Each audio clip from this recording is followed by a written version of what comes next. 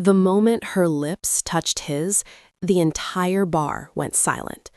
Not the gradual quiet of people losing interest in their conversations. This was instant, complete, like someone had pressed a mute button on the whole room. Amber pulled back from the kiss, her heart hammering against her ribs. The man she had just kissed sat completely still. His dark eyes stared at her with zero emotion. No surprise, no anger, nothing. It was like kissing a statue made of ice. Before we dive into this beautiful story, I will love you to subscribe, like, and tell me what you think on the comment section. Around them, chairs scraped against the floor. Men in black suits stood up from nearby tables. One of them reached inside his jacket. Another stepped closer, his hand hovering near his hip. A younger man with sharp cheekbones jumped up from the seat next to the stranger, his face twisted with fury. "What do you think you're doing?" the young man demanded. Amber's nervous giggle died in her throat. Something was very wrong. She glanced back at her friends. Chloe was frozen with her drink halfway to her mouth. Nikki had gone pale as paper. It was just a dare," Amber stammered. "I'm so sorry. My friends dared me to. I didn't mean any disrespect."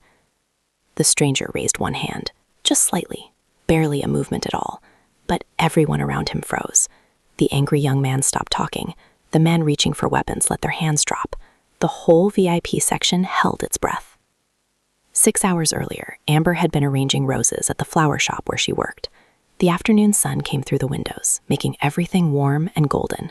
She hummed along to the radio while trimming stems. The door burst open. Chloe bounced in with her usual energy, blonde hair flying everywhere. "Birthday week officially starts now," Chloe announced. "We're going out tonight, no excuses." Amber laughed. "I have class early tomorrow." "Skip it, you're turning 24 once. Come on, Nikki found this amazing new bar downtown, the Crimson Dragon. Very fancy, very exclusive." "How exclusive?" "Exclusive enough that Nikki had to beg her manager for the hookup." Chloe leaned against the counter, grinning. "Please, for me, for your birthday?" Amber knew she would say yes. She always did when Chloe asked. They had been best friends since freshman year of high school, and Amber had never won an argument against that smile. By 9 o'clock, the three friends walked into the Crimson Dragon. Amber immediately felt underdressed. The bar was all red lighting and dark wood, crystal glasses, leather seats. Everyone looked like they stepped out of a magazine. Men in expensive suits, women in designer dresses. The air smelled like whiskey and money. "This place is intense," Amber whispered. Nikki nodded slowly. Her eyes moved around the room with concern.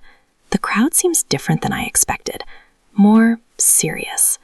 "Serious means successful," Chloe said, already pulling them toward a small table. "Successful means interesting. Relax and enjoy." They ordered cocktails. The prices made Amber wince, but Chloe insisted on paying. The drinks were strong and sweet. An hour passed, then 2. The music pulsed low and steady.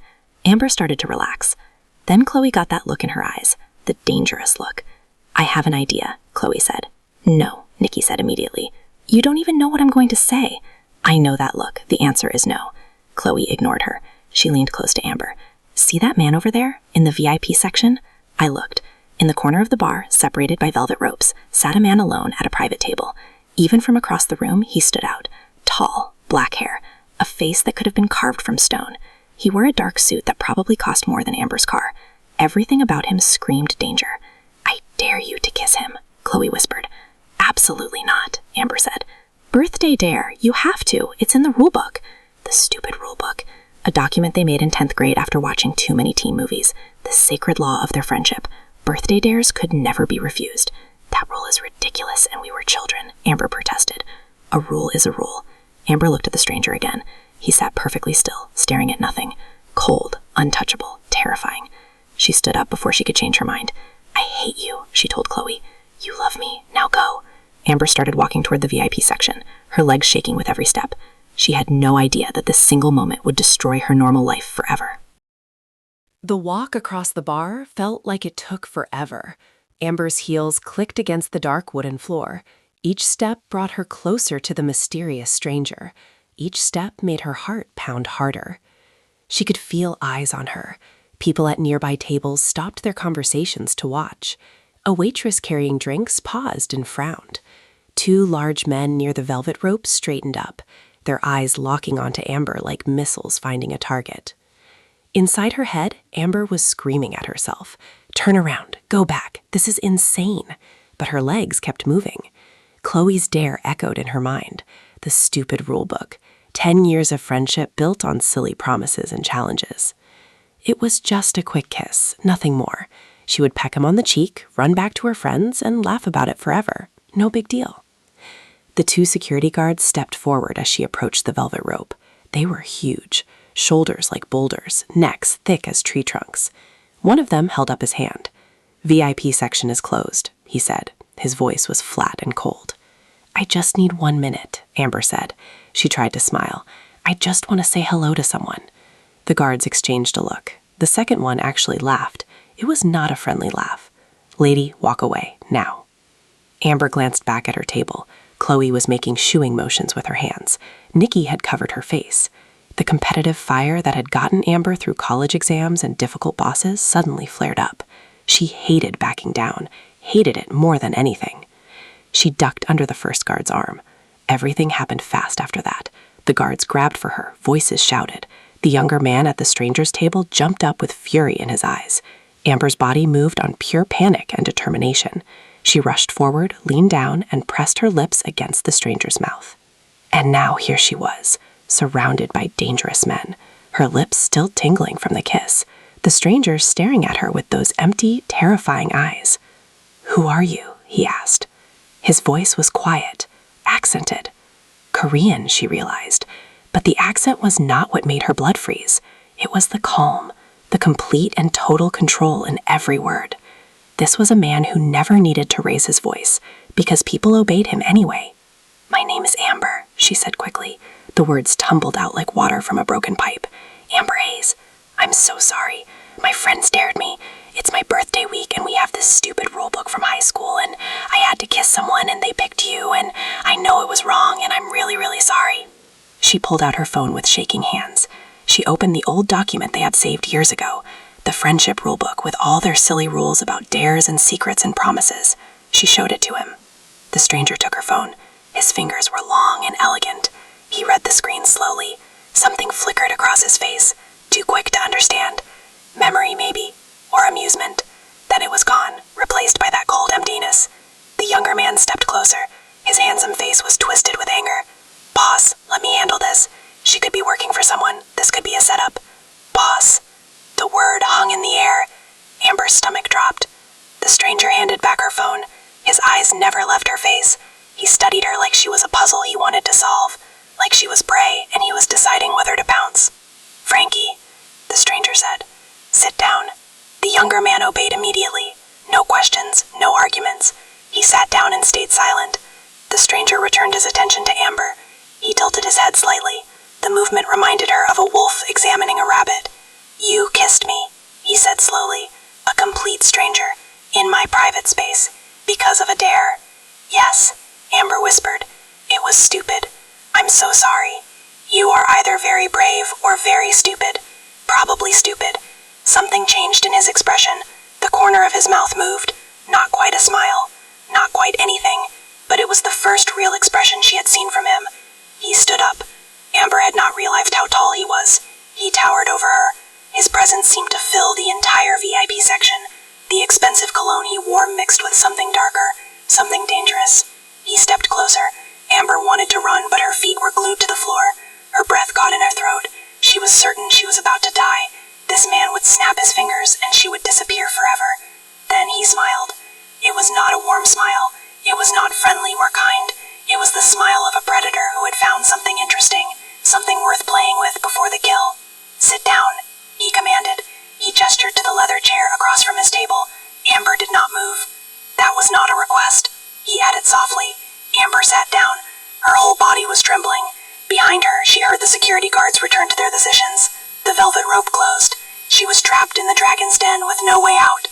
The stranger sat across from her. He leaned back in his chair and studied her face. The candlelight made shadows dance across his sharp features. A thin scar above his left eyebrow caught the light. Now, he said, tell me everything about yourself, Amber Hayes, and do not lie. I always know when people lie. Amber sat on the edge of the leather chair. Her back was straight as a board. Her hands gripped her knees so tight her knuckles turned white. Every instinct told her to run. But where would she go? The security guards blocked the only exit. The younger man, called Frankie, watched her like a hawk. The stranger waited, patient, still, like he had all the time in the world. "I work at a flower shop," Amber finally said. Her voice came out small and shaky. "I go to college part-time. I study art history. I live in a small apartment on the east side of the city." "What flower shop?" "Chen's Garden, on Madison Street." "How long have you worked there?" 2 years. The questions kept coming. Where did she grow up? How did she meet her friends? What did her parents do? Each question felt like a test. Each answer felt dangerous. Amber tried to lie about her home address. She gave a fake street name. The stranger tilted his head, that wolf-like movement again. "Do not lie to me," he said quietly. Something in his voice made her blood freeze. She corrected herself and gave the real address. He nodded slightly, satisfied.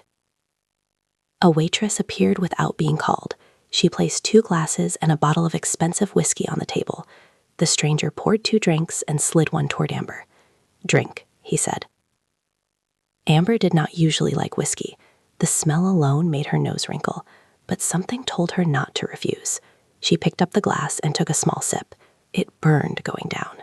Warmth spread through her chest. The stranger drank his own whiskey slowly. His eyes never left her face. "You said you study art history," he said. "Why?" The question surprised her. It seemed almost normal, human. "I love old paintings," Amber said. "The stories behind them, the way artists captured feelings that words cannot describe. There is something magical about standing in front of a painting that someone created hundreds of years ago." "Do you paint?" "A little. Not very well. I prefer looking at art more than making it." "What is your favorite flower?" Another surprising question. Amber relaxed slightly without meaning to. "Peonies," she said. "They are soft and full and smell amazing. My grandmother used to grow them in her garden when I was little. They remind me of summer." The stranger said something in Korean, just a few words spoken softly. Frankie looked up with surprise on his face. He stared at his boss like he had never seen him before. Amber did not understand what was happening, but some of the tension in the room seemed to fade, just a little, just enough for her to breathe normally. "Tell me about your friends," the stranger said, "the ones who sent you over here." Amber described Chloe and Nikki, their personalities, their history, the way Chloe always pushed boundaries and Nikki always worried. She found herself almost smiling as she talked about them. These were happy memories, safe memories. The stranger listened without interrupting. His expression remained blank, but he seemed genuinely interested.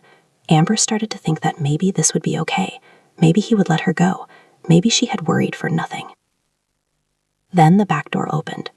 2 men dragged a 3rd man into the VIP section. The 3rd man was bleeding from his nose and mouth. His clothes were torn and dirty. He was sobbing and begging in Korean. Amber gasped. Her hand flew to her mouth. The stranger did not even turn around. He kept his eyes on Amber, completely calm, completely unbothered. "Bring him here," he said. The men dragged the bleeding man forward. They forced him to his knees right next to the table, right next to Amber. She could smell blood and sweat. She could see tears streaming down his face. Frankie leaned over and spoke rapidly in Korean. The stranger listened and nodded once. Then he looked down at the kneeling man. He asked a question in Korean, short, cold. The bleeding man sobbed harder. He nodded desperately. Words poured from his mouth. Apologies, please, promises.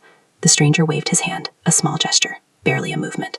Frankie grabbed the bleeding man and dragged him toward the back door. The man screamed and fought, but it did no good. The door closed behind them. Silence. Then a single shot echoed from somewhere beyond the door. Amber stopped breathing. Her whole body went rigid. Her mind refused to process what she had just witnessed. A man had been dragged in. A man had been taken away. A gun had fired.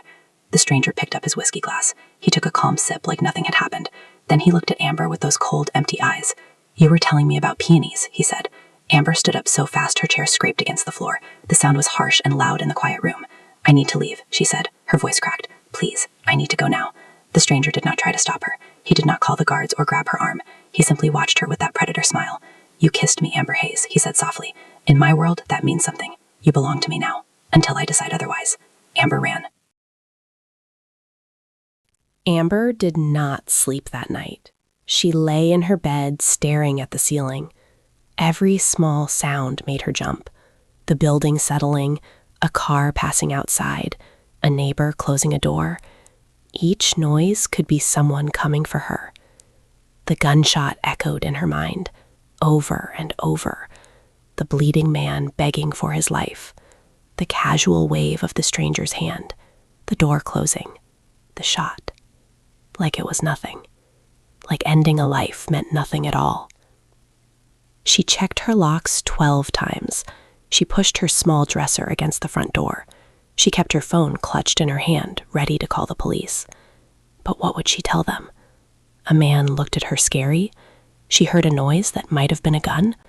She kissed someone without permission and now felt weird about it. Around 3 a.m, her phone buzzed. Unknown number. Her heart stopped. The message was simple. 5 words that made her blood turn to ice. Sweet dreams, Amber. I know where you live. MJ. She did not sleep after that. Morning came slowly. Gray light crept through her curtains. Amber dragged herself out of bed, feeling like a zombie. Her eyes were red and puffy. Her hands still shook. She thought about calling in sick to work. She thought about packing a bag and running to her parents 3 states away. But running felt pointless. He knew where she lived. He probably knew where her parents lived too. Men like him had resources, connections, power. Running would only make things worse. So Amber went to work. She walked to the flower shop like it was any normal day. The morning air was crisp and cool. Birds sang in the trees. People hurried past on their way to offices and coffee shops. The world kept spinning like nothing had changed. But everything had changed. Chen's garden smelled like roses and fresh soil. Usually the smell calmed Amber. Today it made her feel sick. She stood behind the counter and tried to focus on arranging a bouquet. Her hands would not cooperate. She cut the stems too short. She mixed colors that clashed. Nothing looked right. Mrs. Chen noticed immediately. The shop owner was a tiny woman in her 60s with sharp eyes that missed nothing.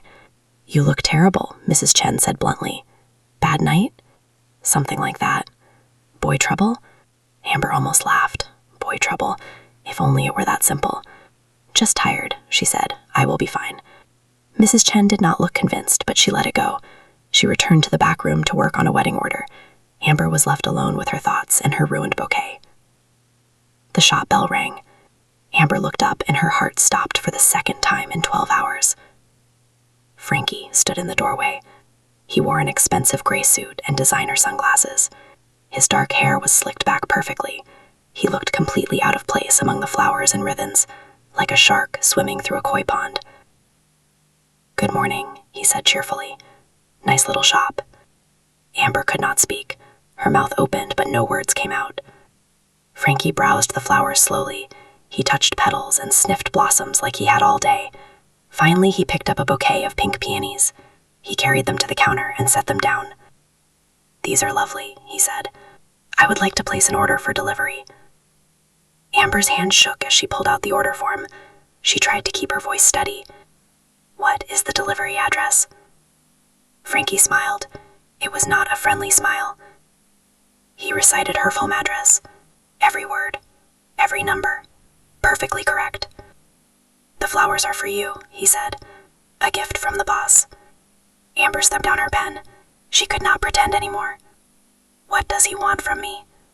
Frankie leaned on the counter. His smile faded into something more serious.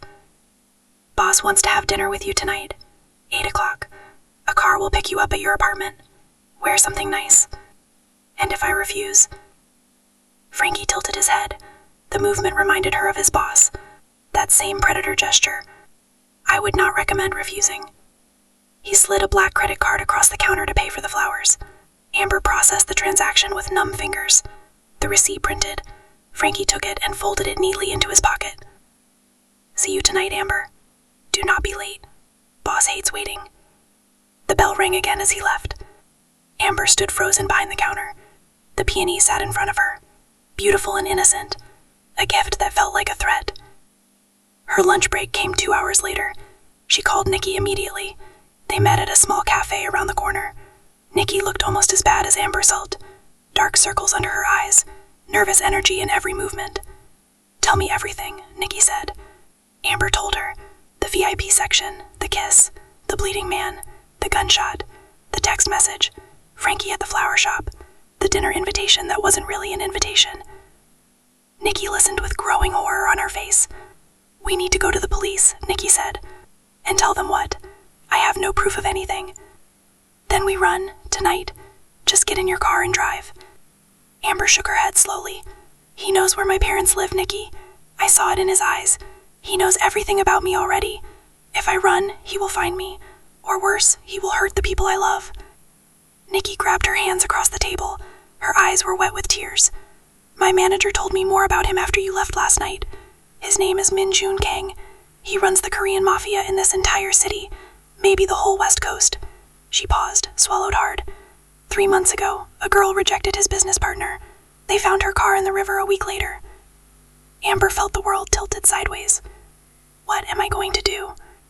Nikki had no answer. Neither did Amber. The clock kept ticking toward 8 o'clock, toward dinner with a monster. At 7:45, Amber stood in front of her mirror. She wore a simple black dress, nothing fancy, nothing expensive. Her hands trembled as she put on small earrings. Her reflection looked pale and scared. The peonies sat on her kitchen table. Frankie had delivered them himself that afternoon. A small card was tucked between the stems. "Wear something nice, MJ." She had considered running at least 20 times, packing a bag, driving to the airport, disappearing forever. But Min-Jun's words echoed in her head.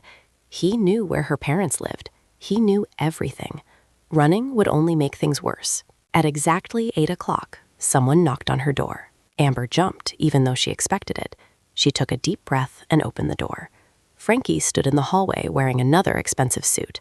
Behind him, a black Mercedes waited at the curb. "You look nice," Frankie said. "Boss will be pleased." Amber grabbed her purse and followed him downstairs. She felt like a prisoner walking to her execution. The car door opened. She climbed inside. The leather seats were soft and cold. The drive was silent. Frankie sat in the front with the driver. Amber watched the city lights blur past her window. They drove away from downtown, away from the busy streets and crowded restaurants, into the hills where rich people lived behind tall gates.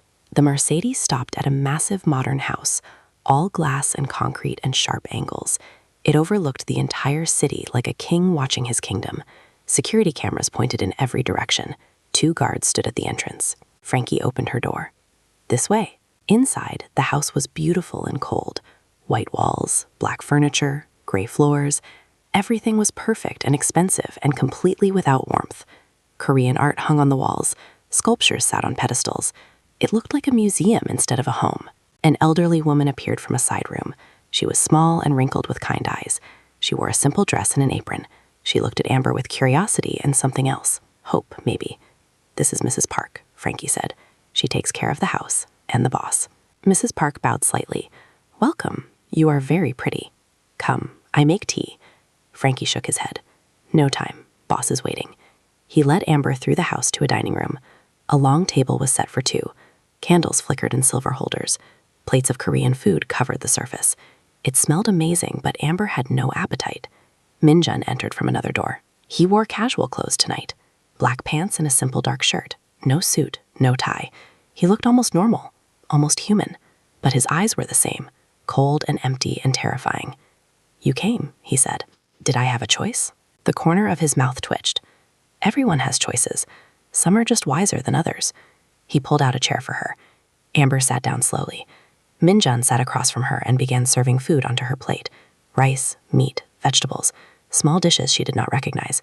"This is bulgogi," he said. "Marinated beef. Very popular in Korea. Try it." Amber took a small bite. It was delicious. Under different circumstances, she would have loved this meal, but fear killed her appetite. She forced herself to chew and swallow. They ate in silence for several minutes. Min-Jun seemed perfectly comfortable. Amber felt like she might vomit at any moment. Finally, she could not take it anymore. "What do you want from me?" Min-jun set down his chopsticks. He looked at her directly. His gaze felt like a physical weight pressing against her chest. I want you to work for me. Amber blinked. Of all the things she expected, this was not one of them. Work for you? Doing what? Simple tasks. Delivering packages, attending events as my companion, being seen with me at certain places. He paused.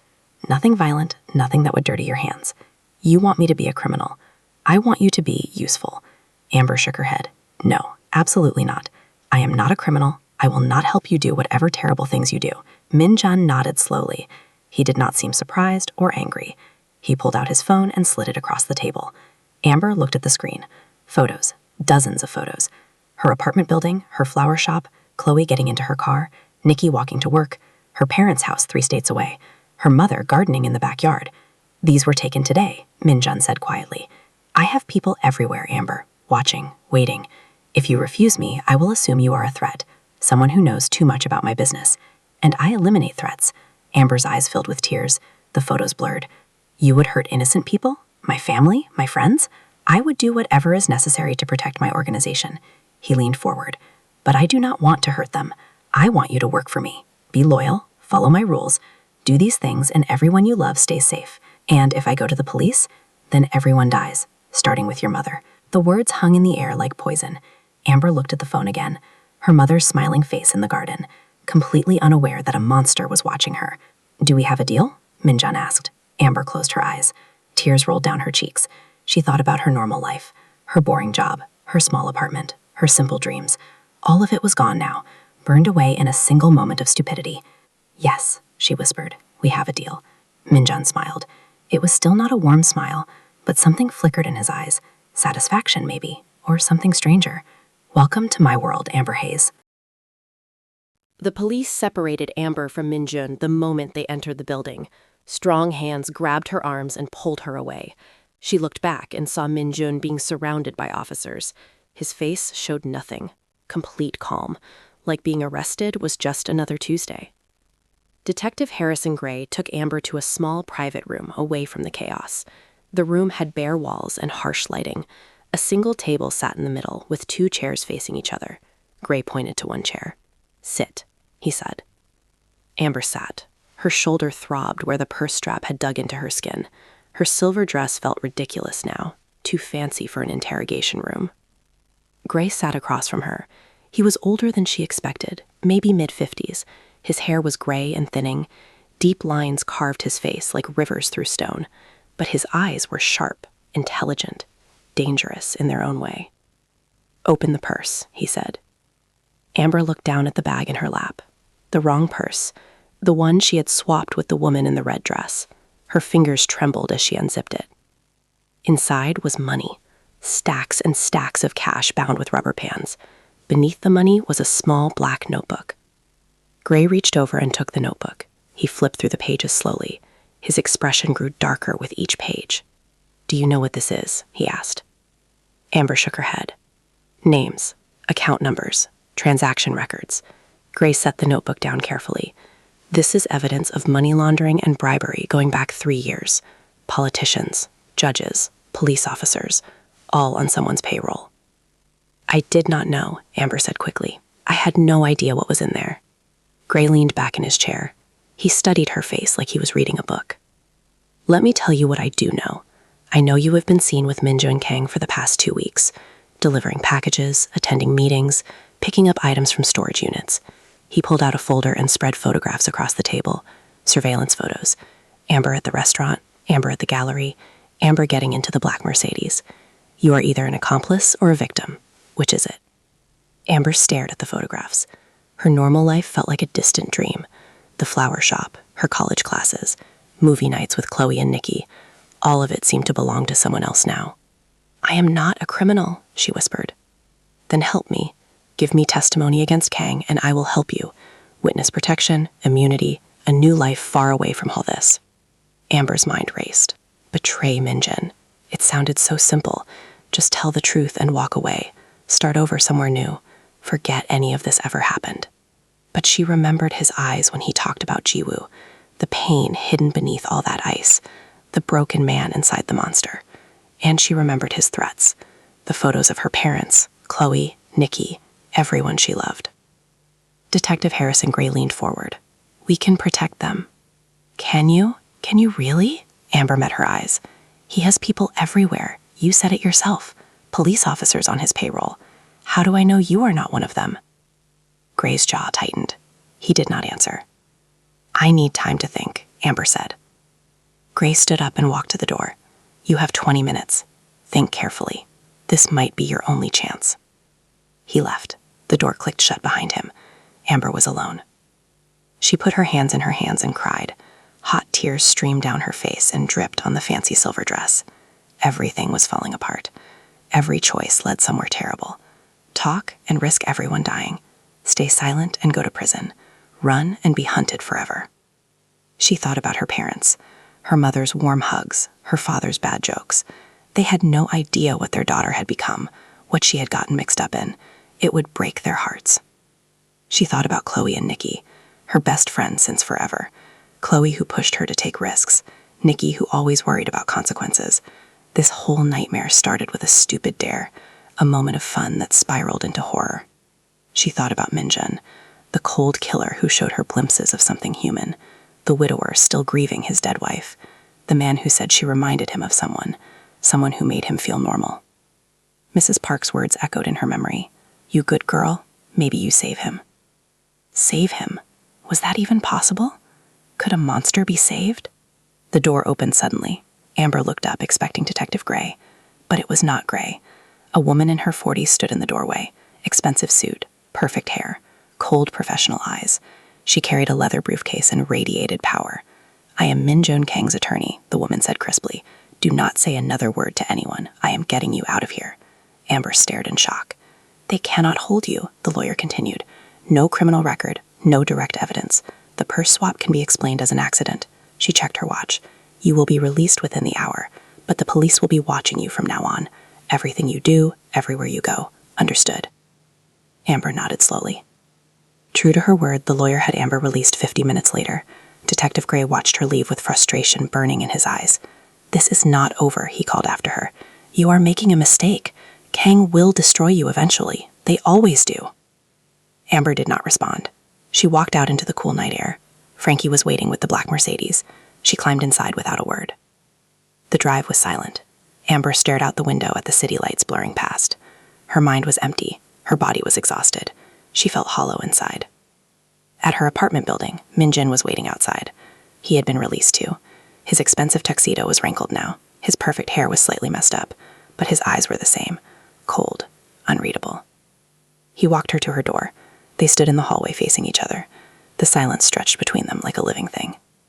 Why me? Amber finally asked. Why did you drag me into your world? Min Jin was quiet for a long moment. Then he spoke softly. You reminded me of someone who made me remember what it felt like to be normal. Amber grabbed her phone and called Minjun immediately. Her fingers shook so badly she almost dropped it twice. He answered on the second ring. Nikki is gone, Amber said. Her voice cracked with panic. Someone took her. There was a note in Korean on her door. Read it to me, Minjun said. Amber looked at the paper Chloe was holding. She described the symbols as best she could. Minjun was silent for a moment. When he spoke again, his voice was ice cold. We have your friend. You took something from us. Trade the girl for what you stole. Tonight. Come alone. He paused. It is signed by the Jade Serpent Gang, my enemies. Amber felt her legs give out. She sat down hard on her couch. Chloe knelt beside her with tears streaming down her face. I did not steal anything, Amber whispered. The purse, Minjun said. The woman in the red dress worked for them. Their ledger is now in police custody because of the swap. They blame you. 20 minutes later, Minjun arrived at her apartment. Frankie came with him along with 3 other men. All of them were armed. All of them looked ready for war. Minjun's face was harder than Amber had ever seen it. A muscle twitched in his jaw. His eyes burned with cold fury. This is my fault, he said. I put you in this position. I will fix it. How? Amber demanded. They have my best friend. They are going to kill her. The Jade Serpents want their ledger back. They also want revenge. Minjun pulled out his phone and made several calls in rapid Korean. When he finished, he looked at Amber. The exchange is set for midnight, an abandoned warehouse on the South Docks. I am coming with you. No, you stay here where it is safe. Amber stood up and faced him. Fear and anger battled inside her chest, but she would not back down. Not this time. Nikki is my friend. This happened because of me, because I got involved with you, because I swapped that stupid purse. Her voice shook but held steady. I am going. You cannot stop me. Minjun stared at her for a long moment. Something shifted in her expression. Respect, maybe, or recognition. He nodded once. Fine. But you wear protection. Frankie brought a bulletproof vest. It was heavy and uncomfortable under her jacket, but Amber barely noticed. Her mind was focused on one thing only, getting Nikki back alive. Before they left, Mrs. Park arrived unexpectedly. The elderly woman looked worried. She pulled Amber aside and pressed something into her hand. A small pendant on a thin chain, a Korean symbol Amber did not recognize. For protection, Mrs. Park whispered. You are changing him. First time in 5 years he cares if someone lives or dies. Bring him back to the light. Amber put the pendant around her neck. She did not know if she believed in luck or fate or magic, but she needed all the help she could get. The warehouse was dark and cold, old shipping containers stacked like giant blocks, broken windows letting in pale moonlight. The smell of rust and salt water hung in the air. The jade serpents were waiting, a dozen men spread out in a loose circle. Their leader stood in the center, a scarred man with cruel eyes, Kwan. And there was Nikki, tied to a chair, bruised and bleeding, but alive. Her eyes went wide when she saw Amber. Amber, she sobbed. I am so sorry. I am so sorry. It is okay, Amber called out. I am here. Everything will be okay. Kwan laughed. It was an ugly sound. The flower girl comes to play hero, out touching. He turned to Minjun. Where is my ledger, King? Minjun stepped forward. He held a black notebook in his hand, the same one from the purse. Somehow he had gotten it back from the police. Release the girl first, Minjun said. You are not in a position to make demands. Neither are you. The tension stretched like a rubber band ready to snap. Amber could barely breathe. Her heart pounded so loud she was sure everyone could hear it. Kwan considered for a moment. Then he nodded to one of his men. The man cut Nikki's routes. She stumbled forward, weak and shaking. Minjun tossed the ledger. It landed at Kwan's feet. The scarred man picked it up and flipped through the pages. A slow smile spread across his face. Good, he said. Now we kill you all anyway. Guns came up everywhere. Amber dove for Nikki. Bullets exploded around them. The warehouse became chaos and noise and fire. Minjun's backup team appeared from the shadows, shooting back. Men screamed and fell. Amber grabbed Nikki and ran toward the side exit. Almost there. Almost safe. A burning pain ripped through her shoulder. She had been shot. The world tilted sideways. Nikki screamed her name.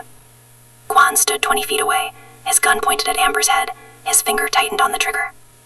Then Minjun was there. He threw himself in front of Amber. The bullet meant for her head hit his chest instead. He crumbled to the ground. No, Amber screamed. She fell beside him, pressing her hands against the wound. Blood poured between her fingers, hot and red and terrifying. Minjun's eyes flittered. Stay awake, Amber begged. Please stay awake. Sirens wailed in the distance. Frankie and the others finished off the remaining serpents. Kwan lay dead on the concrete floor. The nightmare was ending. But Minjun was dying in her arms.